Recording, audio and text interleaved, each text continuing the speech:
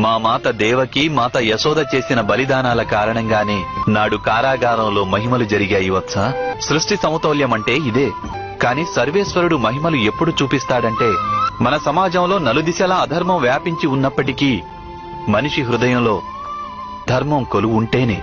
మనిషి సంఘర్షణల పట్ల భయభ్రాంతం కాకుండా ఎప్పుడూ పాపాన్ని ప్రతిఘటిస్తూ, మనిషి తన శాయశక్తులా ప్రయత్నిస్తూ తుదిశ్వాస వరకు యుద్ధం చేస్తాడో అప్పుడు వాని రక్షణ కోసం సర్వేశ్వరుడు మహిమలు చూపుతూనే ఉంటాడు వత్స.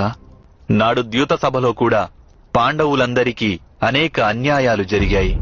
కాని వీరందరూ ధర్మాన్ని ఏమాత్రం విడనాడలేదు.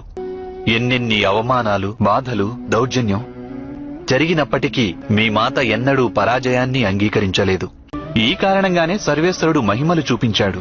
అంటే అర్థం, ఈ లోకం నుండి, సృష్టి నుండి, సర్వేశ్వరుని నుండి సహాయం పొందాలంటే సర్వప్రథమంగా తమ స్వార్థాన్ని, మోహాన్ని త్యజించి సంఘర్షణ చేయక తప్పదు.